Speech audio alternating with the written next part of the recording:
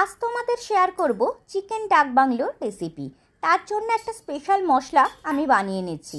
শুকনো কড়াই, 2টো শুকনো লঙ্কা, 4 টুকরো দারচিনি, 4টে এলাচ, 4টে লবঙ্গ, 1.5 চা চামচ গোটা গোলমরিচ, 1.5 চা চামচ গোটা জিরে, 1.5 চা চামচ গোটা ধনে ভালো করে ভেজে নিয়ে শিলে বা মিক্সিতে গুঁড়ো করে রাখলাম।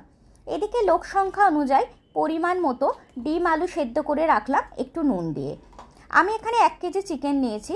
তার মধ্যে হলুদ গুঁড়ো, লাল লঙ্কার গুঁড়ো, একটু রঙের জন্য কাশ্মীরি লঙ্কার গুঁড়ো, ধনে গুঁড়ো, জিরে গুঁড়ো, 1.5 চা চামচ আদা কাঁচা লঙ্কার পেস্ট, 1.5 চা চামচ রসুনের পেস্ট, 2 টেবিল চামচ টক দই ফেটিয়ে দিয়েছি আর পরিমাণ মতো লবণ দিয়ে চিকেনটা ম্যারিনেট করে রাখলাম 30 মিনিটের জন্য।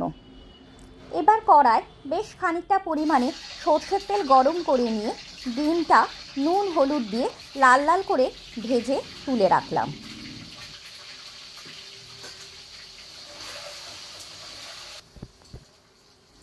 এবার ওই তেলের মধ্যে আলুগুলো নুন হলুদ দিয়ে লাল লাল করে ভেজে তুলে নিলাম।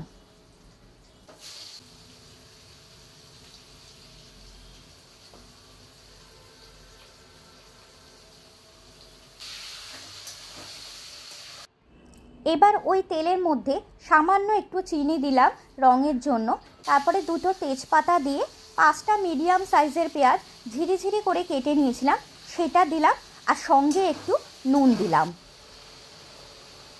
একটু নাড়াচাড়া করে একটা বড় সাইজের টমেটো টুকরো করে কেটে রেখেছিলাম সেটার মধ্যে দিয়ে দিলাম। পেঁয়াজ আর টমেটো ভাজা ভাজা হয়ে গেলে এবার ম্যারিনেট করা চিকেনটা দিয়ে ভালো করে কষাতে লাগলাম আর ওই ম্যারিনেট করা বাটি ধোয়া জলটাও এর মধ্যে দিয়ে দিলাম। দিয়ে ভালো করে কষানো হয়ে গেলে একটা ঢাকা চাপা দিয়ে দিলাম। কিছুক্ষণ পর ঢাকাটা তুলে একটু নাড়াচাড়া করে ওই গুঁড়ো করে রাখা মশলাটা ওর মধ্যে দিয়ে দিলাম। দিয়ে আবারও ভালো করে মশলাটা চিকেনের সাথে মিশিয়ে দিলাম। দিয়ে নাড়াচাড়া করে আবারও ঢাকা চাপা দিয়ে দিলাম। এবার বেশ কিছুক্ষণ পর ঢাকাটা তুলে এবার ওই ভেজে রাখা ডিম আলুটা দিয়ে দিলাম আর পরিমাণ মতো জল দিলাম আর স্বাদ অনুযায়ী লবণ দিলাম।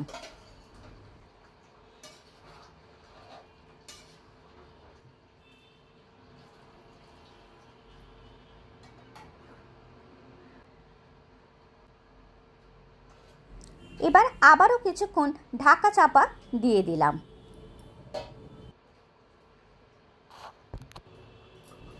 এবার পুরো রেডি হয়ে গেছে আমাদের চিকেন ডাক বাংলো। গরম গরম ভাতের সাথে পরিবেশন করো। রেসিপিটা যদি ভালো লাগে তাহলে প্লিজ একটা লাইক, কমেন্ট, শেয়ার আর সাবস্ক্রাইব করে দিও।